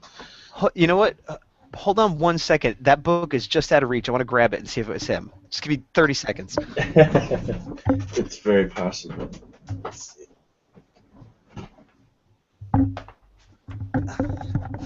All right, I'm back. Sorry, I just had to know. All right, what's the guy's name you were talking about? James Stokoe. James Stokoe. Yep, he is the guy that did the Half-Century War. I loved this book. I've told everybody to check out this book. I love the writing. I love the art style. And you're right, it's kind of cartoony look. And I'll tell you, while I can't count him as an influence at this point in my career, I think I don't draw anything like him.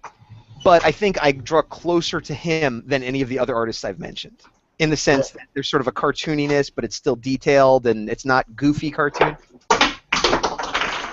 Oh, my toys are dropping all over. See, now I'm looking for stuff. But yeah, no, this book is great. And here's the thing. I don't normally get Godzilla comics, because every now and then I pick one up, and they're always disappointing, because it's hard to translate that to a page. But this was hands down the best Godzilla book I've ever read or seen, and I've recommended it to everybody. So, yeah, I agree. He's great. Well, that's interesting. That's really interesting. And yeah, I agree. Well, I'm not a huge, I don't know much about Godzilla. I've enjoyed a lot of things, but and I think the concept is really interesting in a lot of different ways, but yeah, I don't know a lot about it. But you're right, it does seem hard to translate into a comic because, or any medium really, because the idea of Godzilla is he's got to be immense, of it. Yeah. And just you got to be able to play with scale in a way that really translates that. And you're right, he did do a good job with that. Yeah, and I mean, art-wise, he did a good job, but also story-wise, because, like I said, I haven't read a ton of Godzilla books because they've been disappointing. But generally, what I find is they kind of fall into two camps. The camp of let's draw Godzilla fighting a bunch of monsters. That's what it's about. Which, while it may or may not be drawn well, it does get boring after a while. If it's just a bunch of monster fights, like how long can you read that? Or they're like, well, we need to do human stuff and make the humans interesting, but then they put way too much into the humans and they're not that interesting, you know? Yeah, So yeah. he managed to do it in a way that interwove the human story with Godzilla's story and have a lot of fights, but not too many. And like it just found, it's almost like I feel like we're done. We're done with Godzilla comics now. He did it. That's it. You know, like good luck everyone else. Yeah, that's awesome. Now I have to read the ones I have because I haven't. I don't think I read them. Oh, really? Oh, you just got him for the art? Yeah, well, that's how I tend to. I do that a lot with comics. I'll get them for the art. Oh, I do that Unfortunately, too, but then I will actually read them too. sometimes I try to read them, but it's like, yeah, I will eventually. But Yeah, no, whatever. sometimes I it mean, eventually takes a lot longer than I expect. But I've been trying to be better with that because I do want to read these books. You know, I right. just I'm not criticizing. I have a stack of comics I need to read too, so yeah. it's, I know how that is. But yeah, that's funny that you brought him up because, like, honestly, any other Godzilla book or artist you brought up, I would have been like, bleh, you know. It's funny. Yeah, but I mean, the whole reason of bringing him up too was, that quote. Basically, it's just one of his characters talking in the Wonton Soup book that he did, and he just it's more of a monologue, and he's basically just talking about, because in the book, it's basically. There's so much I want to say. It's basically like a book about cooking. Okay. But it's I hate awesome. it. Yeah, that's the thing. It's like, Yeah. who cares about cooking? Like, I wasn't into cooking when I read it, Right. but it's just awesome because it's basically a competition book. Like, and Right. the stuff he comes up with to cook is just like you would think you're reading an action book, like something like it's nuts. That, But but he's an American guy, you said, right? yeah, with Because that does sound very Japanese. Like you're right. Like they have books and anime on everything and make it exciting. Like Prince of Tennis or whatever. yeah. It's just but a lot of it uses that same idea. Like you're saying. Like it's almost like an action. Like the close up on the eyes. I gotta put the seasoning in. Oh no, did he see? Like it just adding that drama to anything. Like Yeah. I mean, but also like the way that the function of the whole food situation, it's almost like a superpower. Like, oh, you mean literally? well, both. Like yes, the way he like puts, he does it aesthetically is interesting, but also, yeah, it's almost like a superpower type of thing. But the whole point with that is like I think he was channeling some of his thoughts on creativity through it because the character in that book is talking about, how everybody makes the same kind of food or whatever, and everybody says there's nothing new under the sun, and basically he's like, F that, like, Right. like, I can't remember how he said it, but basically, they're just lazy, because they don't want to make something new, or whatever, and that's obviously like kind of his commentary, like too. So No, absolutely. That's yeah. so and when I read that, it's like, how many times have I said there's nothing new under the sun, But he's like, no, that's just an excuse, blah blah blah, and I'm like, damn, it's true. Like, at least I could be more creative. You know what I mean? Right. But and that goes back to like what I would like to aspire to do. Where you were saying about expressing yourself, and I was saying, well, through my comic is the only way I could think of. But that's absolutely him expressing himself through his comic, putting an idea out there into the ether. Then you find it, and it affects your life. Like that's art. yeah, absolutely. And what I kind of was going to with this is that now that I'm getting into anime and stuff like that, I'm realizing like oh my gosh, like these guys are writing like crazy, like interesting new stories that I've never seen before. Like it's not just a style thing. Like, and I don't know. It just seems like, especially with American comics, obviously superheroes is the big thing and blah blah blah. But you've seen every story, and I like I'll be watching all these TV series and whatnot and Yeah. movies, and I'm like, I feel like I'm just constantly watching the same story. Like, Right. And you can predict especially, what's going to happen yeah, next. if Yeah. you're a writer, you can kind of just predict. It's like, oh, like I'll sit there and my wife will not know some things because she doesn't like write or whatever. But then I'll be like, oh, this and this is going to happen, and she'll be like, how did you know that? Like, I've had very similar it's experience. like that's what you when you're writing the story, that's what you do in that situation. So I already know what's going to happen. Like, so, but you know, and then I'm watching these anime and I'm like, all right, so there's a story about a bunch of giants who destroy, the Yeah. humanity, and like one guy turns into the same giant that they're afraid of, and like that's not I've never seen that story before. There's another story I'm watching where these people go to a prison, and the prison is also a carnival, and the guy has superpowers where his blood comes out and kills people or does whatever, like that's how he fights or whatever, Yeah. and when that blood drains, like he loses his power, like like what is that story from? Like that's not derivative from anything, like Yeah. No, you're absolutely right. And I don't know why there's more freedom to experiment there.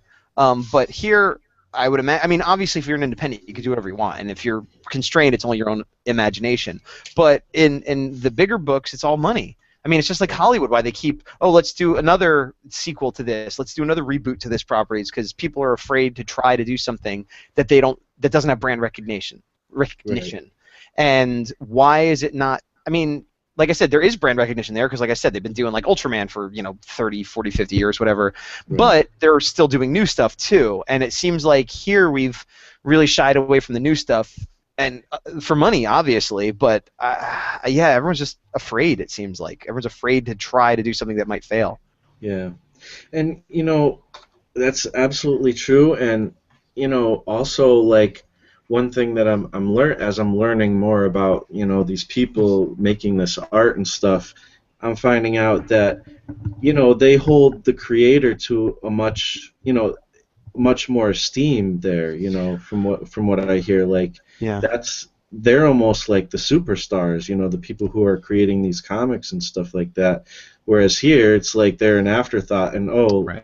somebody actually makes those things, like Right. Yeah. that type of The thing. star is Spider-Man, not the people who Yeah, make Spider-Man. But I think also over there, and I'm generalizing, but it seems way more common to have one artist that creates the character, writes and draws it, and then finishes it, and it's done. Kind of right, like a Cerebus style. And that's way less common here. Even if someone does create a character, like going back to Todd McFarlane created Spawn, but at some point he let other people take over, just keep it going forever. right, Whereas in Japan, he would have ended the story, and maybe picked it up again a few years later or something. But it does seem much more common that I have an idea as a creator, I'm going to do it, and hopefully people will like it, and that's not as common here, except for people like us. But we have no juice in the industry, and people, 9 times out of 10 aren't ever going to see our stuff. right, right. And there's no creating what that term is, like creating by committee or whatever, as Yeah, much designed by committee. Yeah, design I by hate that. committee Ugh. and stuff like that. So it's interesting, and like for those who are into comics and are tired of seeing the same old story, but maybe they feel like they're too old to get into anime because it's just not their style. Like I still don't really love the pointy chin and huge eyes necessarily, like or But the that's cute. also not in every anime Right. either. And also like the cutesy, like there's a lot of stuff you can see in these animes where maybe to somebody who's never gotten into it, like there's some silly things, like every Right. time somebody is sleeping, there's like this bubble in their nose or Right. whatever, like Yeah. there, and then like how the cartoons like totally change like to something super simple, like with certain emotions and stuff, and And that is jarring, but it's one of those things where those are just like cartoon shorthand that we have in America in our animation too. It's just we can't see it. You know what I mean? right. Because we're so used to it. But like think of like when somebody has like birds over their head or something like that, when they get hit, like that's crazy. Why are there birds It's over your head? true. Because you got hit with a hammer. But to us it's just normal, and I think it's the same with that. And if you watch enough anime, you stop noticing it the same way. Like you Yeah. see it, but it just becomes part of the vocabulary of the art form. But I see how it could be a little off-putting at first, but it is weird to me. And again, I'm not even a huge advocate of anime. Like, I like it, but I'm like a very casual fan, you know? Right. But it's crazy to me when people are like, "Oh, I don't like anime. I don't watch Right. anime." It's like any of it. That's like saying I don't like cartoons. It's like saying Right. I don't like drama. It's like there's so many different stories and so many different styles that Right. like it's impossible there isn't one you like. It's just not possible. You just don't want to try, you know? You don't like stories? Yeah. I mean, there's horror, there's comedy, there's action, there's everything you could think of, and Yeah. but you just know you don't like any of them. Like, Right. nah, that's you're just being lazy. Yep. And I don't know. I guess I'm just mostly, I'm really inspired by their creativity. Is a big thing, and Oh yeah. I'd rather it's see a creative failure than an uncreative success any day. right. Yeah, definitely, definitely. And I mean, it's exciting to me too, like as somebody who's been drawing for his whole life, but hasn't quite made much of it, but still, like I get frustrated with stuff, and when I was younger, I had all this stuff, like I'm like, oh, I'm gonna, like, I didn't really quite have that wisdom yet of like, well, there's nothing new under the sun or whatever, and I Right. was like, I'm gonna create the new Star Wars or something. Like, that's the way I kind of thought. But the seeing stuff like this kind of, it doesn't make me feel that way exactly anymore, but it makes me feel like, oh, I could be so much more creative, and there's new ways to do all kinds of things, and also see the potential for exciting stories and books that aren't necessarily superheroes, and things Right. like that. Yeah, absolutely. Um, Like, I this th- guy makes a freaking comic book that makes me excited about cooking. Like, if they can do that, then I guess there's a lot more to explore. Yeah, no, I absolutely agree. And I think part of it for like the bigger companies, there's like a fear of failure or losing money. But I think that's true of even the smaller creators, whether they're aware of it or not, whether we're aware of it or not. In that, Yeah, there's a certain, I think whether you're hoping that it'll be a marketable idea and could like pay for your rent, or even just like, well, I want people to like it because then they'll like me, and it validates me as an artist, and like I understand these feelings. I have these feelings, but right, in a way they're both the opposite of what art should be. You right, should have an idea and express it to the best of your ability, and if it's weird and shocking and maybe not everybody likes it, that's good, you know? right. And again, I'm not saying this as I'm better than everyone else. I fall into these same traps. Yeah, There are moments of clarity, like right now, where I'm like, oh yeah, I shouldn't do that, but that doesn't mean I won't do it. You know what I mean? right, But absolutely.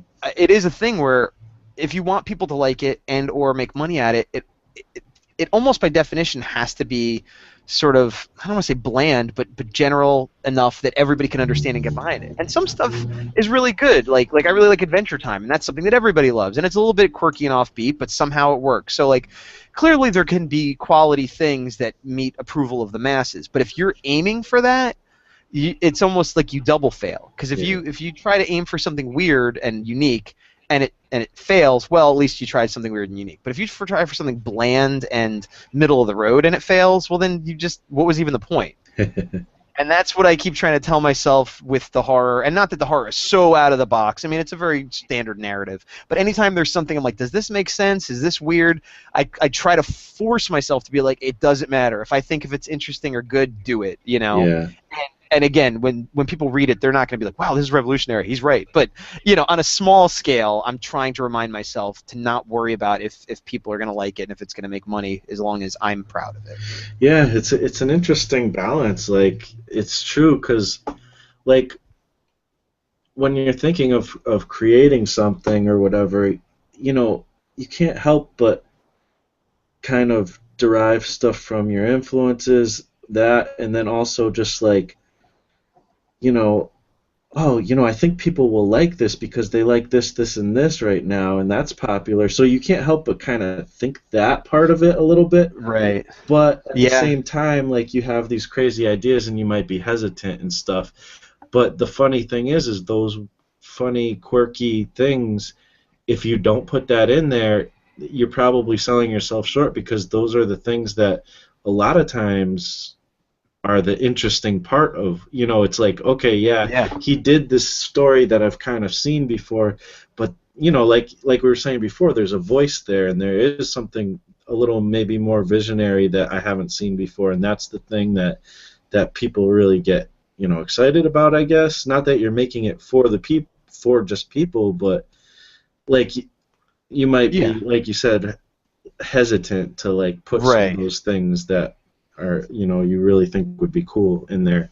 Yeah, and I mean, I think you can go the other way too. Like, I'm not saying if you do a story that seems kind of mainstream and accessible, that doesn't mean you have to go no and change it. Like, if that's naturally what you want to do and think is good, then go for it. I think it's more just not trying to not worry about the audience as Yeah, much. Just trying to make it as good as exactly. you can be, whatever it ends up becoming.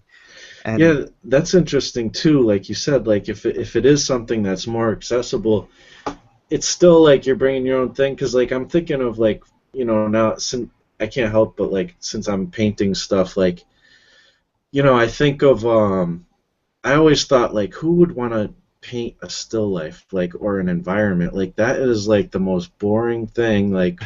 I, I but agree. I mean, no but offense to people that do, but yeah, I But would you know never. what sells though? Like Yeah, you know what sells more on eBay than like pictures of, Spider-Man is freaking Lance. still lifes and landscapes. Yeah.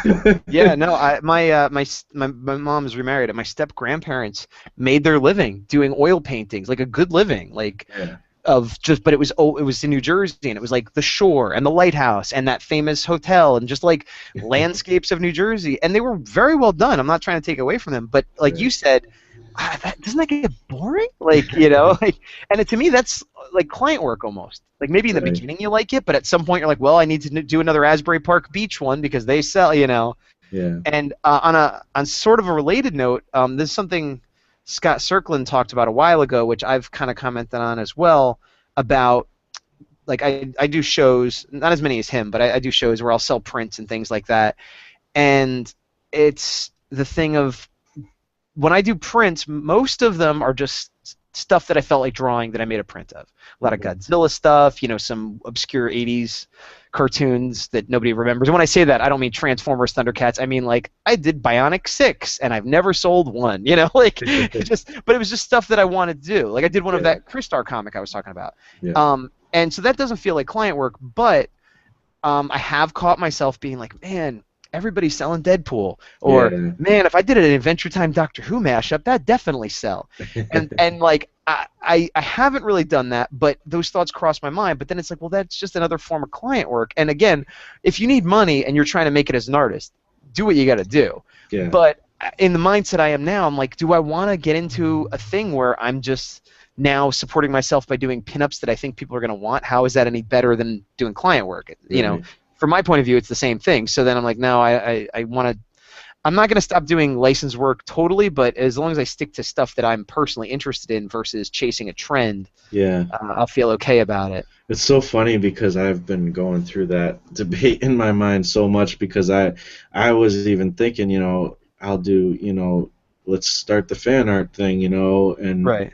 because, I don't know, I'm just trying to figure it out how to make money with this stuff, and to me that's better than like, trying to get an illustration job drawing something I totally don't. At No, least I like the character or whatever, but it's I can't seem to make myself like do a Batman piece or a Spider-Man piece, even though I like Spider-Man a lot, right. and I just can't make myself do it. It seems like Spider-Gwen is so popular, but like I like that, but the stuff that for if I was to do just straight up fan art, I'd be doing like I want to do some pieces of that new show Broad City or whatever because I like the show. I think it's funny, but who cares about that? Nobody's gonna buy that. Like, Well, here's the thing: you might sell a handful. You won't sell as many as yeah, a Spider Gwen. You're absolutely right. But now what you're saying is exactly what I'm doing.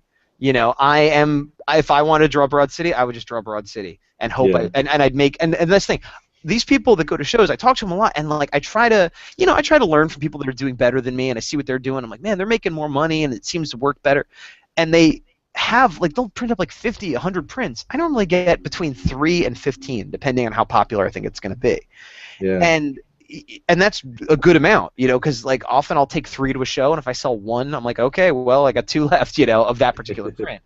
Yeah. But again, I'm doing stuff that I find interesting, and they may or may not find the subject matter interesting, but they'll have, like, and I keep coming back to Deadpool because he's just a perennial favorite the last year or two, Yeah. and they'll have 100 copies of that Deadpool print, and maybe they'll sell 50 of them, and maybe I will sell 3 of the Green Ranger Dragon Zord one I did, but I Right. enjoyed doing that picture because I was into that character at that time, and the 3 I sold, I feel a great sense of satisfaction of like, hey, here's somebody on the same wavelength as me, here's somebody that appreciated this particular character that isn't just anybody, and Right. it's a little bit it's impractical financially. Right. But again, I'm in a transition where I'm kind of intentionally being impractical financially, Yeah.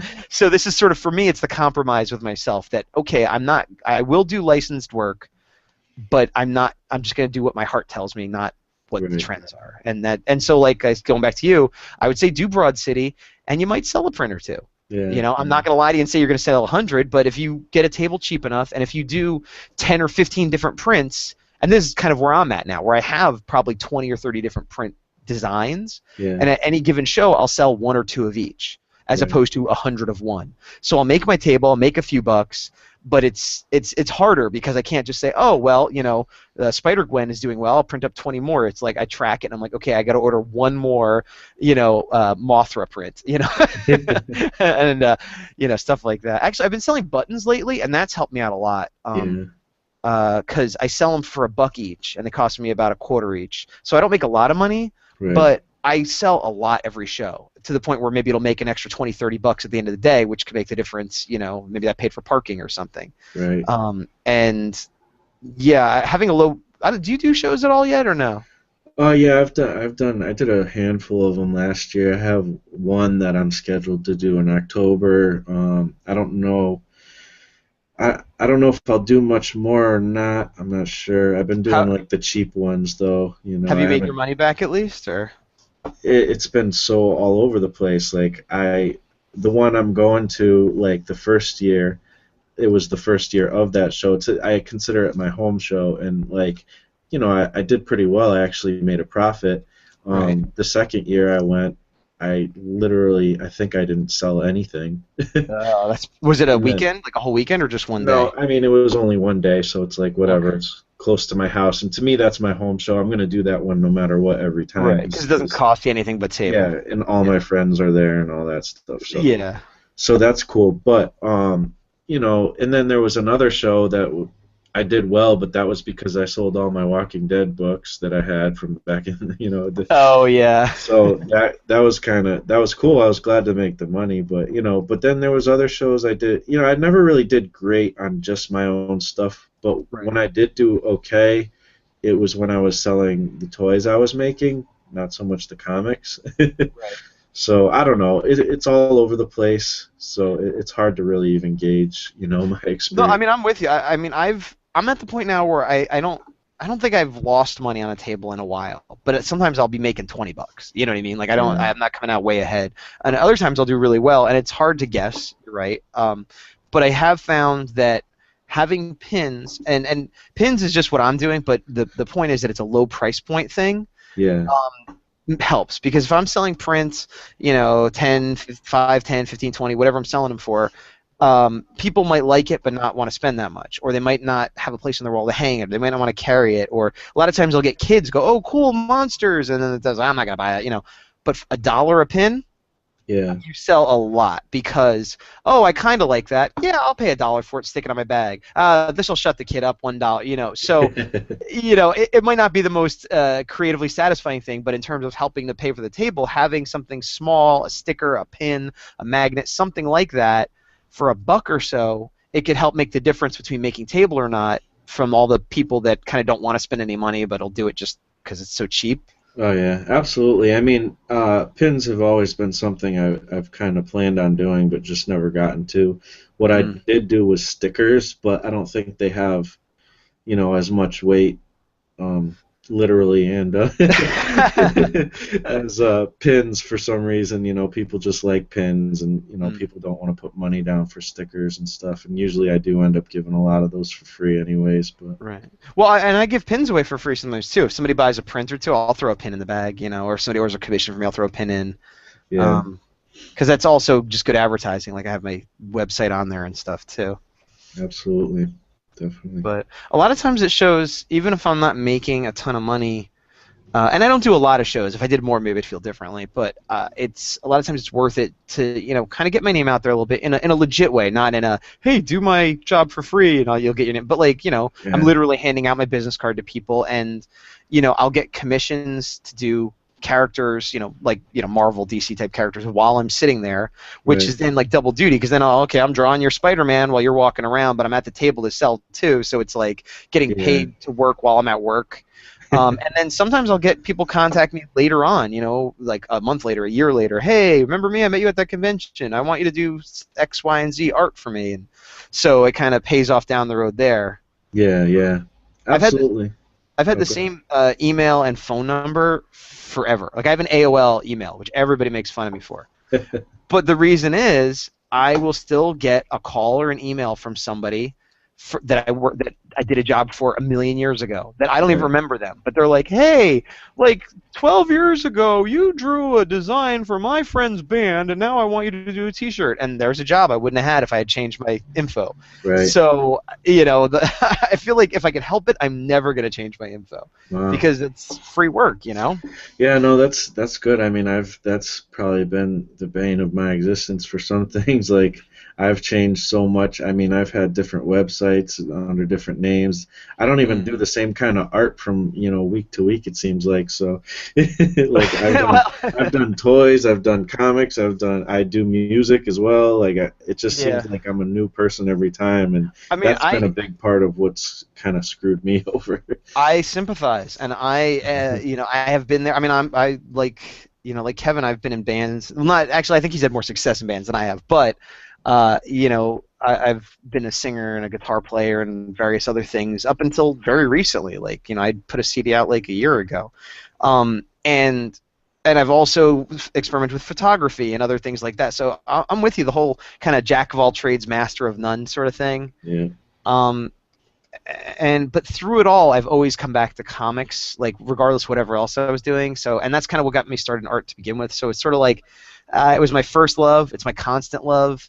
No matter what Yeah. else I dabble in, I always come back to that. And if I'm being honest, if you say I could do anything, like yeah, I want to do a comic or tell a story through a comic. I mean, I guess I'd also do animation to get the story across, but that's way harder to do by yourself. Yeah. And so I've been trying to focus on that more and more. Yeah. But even when I wasn't, and even doing characters and all this other stuff, especially because when I was trying to make money, you kind of almost by default in the beginning have to be scattershot. Right. Not the X-Force character, but and I lost my train of thought. You have to be scattershot, but keeping the same name and contact info you could do even if you're changing stuff. Like Yeah. you just because you're doing painting one day and comics the next, you don't have to change your website and everything each time. Yeah, yeah, no, it's not. It's more of an identity crisis than anything. The How do you, same thing we were talking about before we went on was, what's your name, Plex or Marshall? Like, I've right. I've even changed the rap name a few times. So like, it's like, oh, what do people even call me by now? And that's why I've been kind of reverting to my actual name lately, because it's Mm. just like that's not going to change. So let me just stick with that. Yeah, I mean, I can't speak to the rap world and stuff. Like maybe there's a good reason to change your name or whatever. Right, But yeah, but again, what you call yourself isn't really as important as the work you're doing. right. So I don't know. I'm speaking from my personal experience. I could be wrong, but by keeping all of my stuff together, and like I said, now I'm trying to streamline and get rid of the stuff that I don't really want to work on. But I would have on my webpage, you'd be like, okay, here is, my photography, and here is my animation, and here is my music, and here is my toy reviews, and here is my, comic books, and here is my characters, and it'd all be on one page. And while that's kind of a mess and a cluster, and it helps to be focused, the fact that it was all together, no one's ever lost track of me. Right. Whatever form of art or job I did for them ever, they could still find me. Yeah. And now they might come to me wanting me to do something that I don't do anymore, but I might be like, well, yeah, I don't do that, but how about I draw you a comic? You know, like, but so, you know, it's not the best idea to be scattershot, but I guess my not so informed opinion, except by my own experiences, is that if you're gonna be scattershot, at least keep your contact info the same, so that when you change, the people will still be able to find you. Yeah, absolutely. And I mean, I'm just kind of it is what it is at this point. But you know, I think I'm starting to stick to one thing, especially since it seems like people kind of are more apt to be into my art than my music, even though I feel like I'm good at both. But um, you know, for some reason I just get a better response a lot of times. So I kind of career-wise, I mean, I'm always going to do music, but career-wise, I'm definitely focusing more on the art and stuff. So, you know, yeah. Well, and that has been pretty consistent. It's just what art am I going to do, and I think some of this stuff, it does just kind of come with trial and error. You know, like, I agree. You don't necessarily know what you want to do until you've tried a bunch of things. So. Yeah, sometimes you have to figure out what you don't want to do first. Yeah, definitely. Definitely. And with the music stuff, and I haven't listened to your music, so this is not a critique on you, but I'm just not that into rap and hip hop in general. So, but I think it's kind of it's not as bad as writing, but it is a thing where it's more of a commitment too. That, like, if you're like, hey, look at this picture I drew, it takes me 1 second. Even if I hate it, I could say, yeah, that's good to be nice. But if you're like, hey, yo, listen to these beats I laid down. Now let's sit and stare at my stereo for 3 minutes awkwardly if you don't like, you know what I mean? Like, it's a commitment, you know. Yeah. And being that I've been in bands, you know, not the same kind of music, but the same thing, where I've given people my CD or whatever, or sent them links to the MP3s, like, hey, did you check that out? Oh, not yet. I'm gonna. But if I like put up a picture on Facebook, I get 15 likes immediately, because it takes no effort for people to, you know, see it.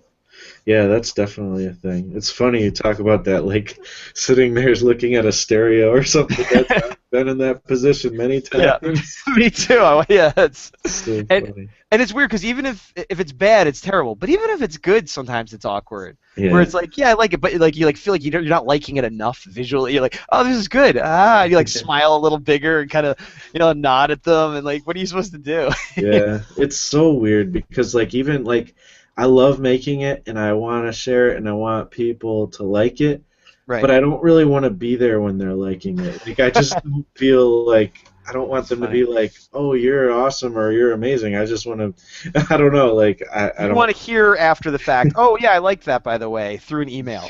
Yeah. I don't know. It's just weird. I don't, you know. Did you ever perform live? Yeah, I did. You know, a handful of shows here and there, but how did you feel about that, though? Were you awkward there, or was that okay? I mean, it was hard because I was super nervous, you know, at first, but then I did start getting used to it, and I never got to a point where I felt proficient at it, because I just didn't do it enough. But you know, I did all right, and I got to a point where I was comfortable enough where I could, you know, enjoy myself and stuff. But my thing is, the thing with rap, man, is like, there's just so much words in rap music. Especially for me, so like much words. Hold on, can we put that on a shirt? I want to put that on a shirt. There are so much words in rap music. Like, Plex. I mean, I have. There's been so many times where I forgot my words, even though I know them. You know, Can you, you get up there and you have to like focus on like a lot more than just saying the words, you know. You have to like do movements and like, you know, move the crowd, you know, as the saying goes, you know, and like. Well, let me ask you this though: when you forgot the words or messed up, were you able to cover and keep going, or did you really like, you know, like. A little bit, but you know, my freestyle chops are not anywhere near as good as my written stuff, so. I think people can notice. I don't, but maybe they don't. Well, again, not being a rapper, I don't know. Maybe it's different, but like a lot of times when I was singing, that would happen to me too. You know, you forget lyrics and stuff. It happens. But I guess, you know, we did original music, not covers, which I imagine you were doing original stuff too, right? Yeah. So maybe it's harder to recover when you're rapping, but like I guess the first time it happened, I was like crazy panic mode. But then later, I talked to people, and they're like, "Oh, I didn't even notice," Yeah, because they don't know the words, and so I'd be singing whatever, and maybe I'm supposed to say, "Yeah, let's go to the house on the left," and I'd be like, "Let's go, how tree, boo boo boo," it's like as long as something came out of my mouth, and yeah, I didn't look panicked, nobody yeah, knew, like yeah. No, so. there's definitely things like that that you can do, on stage, and I think I would have, I feel like I could have kind of gotten to a point where I was doing it well, but I never had really got into it like that. I'm more the guy who likes to hang out in the studio and make music, Right. so. Well, this might surprise you, but my favorite part was being on stage, center of attention. I know it doesn't sound like me, but Yeah. I mean, there's absolutely a thrill to that, and that's obviously some people's um, almost main reason of doing music, yeah. which I think is great. That's cool too. Hmm. It just doesn't happen to be my mode, generally. So. No, well, the good news for you is like I might never be on stage again, depending on like life choices I make, and I've been trying to cut back, like I said, on other things that aren't comics. So I'm not in a band right now. I'm not really Yeah. working on any songs, So theoretically, I may never be on stage again, and I'm okay with that. But Right. you could be 100 and produce something yourself in the studio and put it out all by yourself. So you Mhm. kind of have the advantage, kind of like with comics, where you can make them by yourself. You could always, record some beats and record it Right. and send it out. Yeah. Yeah. No doubt. That's definitely a good thing for sure. So. But yeah. Yeah, man. We talked about a lot of different things here. You are correct, sir.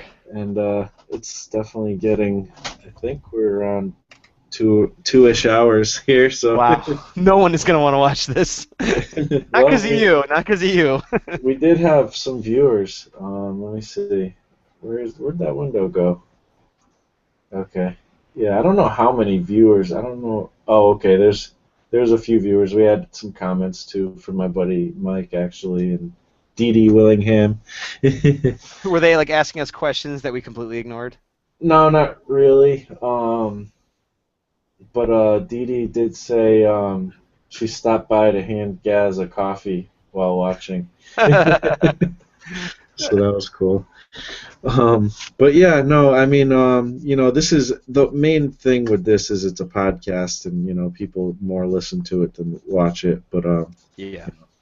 when I'm doing it, when I'm doing an interview, it just makes more sense to kind of do it this way, because then people who like to watch it can watch it too and stuff. So. Right. No, and it also helps. I mean, not that I couldn't be drawing if we were just audio, but it helps take the pressure off that, like you said, make it like a work hangout where, Yeah. I don't feel like and don't take this the wrong way, but I don't feel like I'm wasting time. Not that talking to you is a waste of time, but, I have work I should be doing, and I'm doing it. And it takes the pressure off of I'm not like, it's silent. What am I going to say? What am I going to say? Yeah, yeah, no doubt. I mean, my podcast has always been a very laid back one, anyways. So, Mm. it's always going to be like that.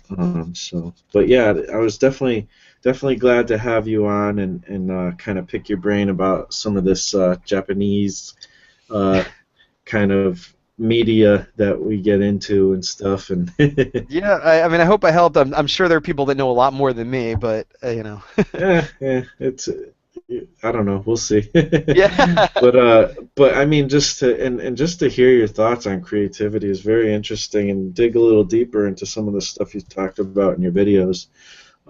So yeah, man, thanks for coming on. No, thanks for having me. It was an honor. Absolutely.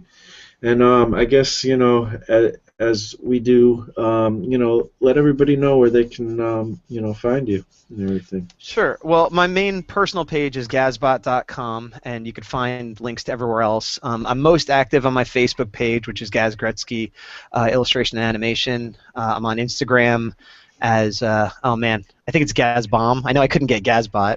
Yeah. And of course, I'm on YouTube as Gazbot. I think there's a space in the middle because it wouldn't let me be Gazbot. I think somebody else was Gazbot. But yeah, I'll be putting up more Japanese videos and an update for my horror the next day or two. So. Sweet. Awesome. And so yeah, that's about it, guys. And the thing will go on, past when I turn it off here. But you know, Yeah, everybody, thanks for watching and listening. And the links are in the show notes. Right now, it's only on YouTube at the moment, but there are links there to Gaz's stuff. Definitely check out his stuff.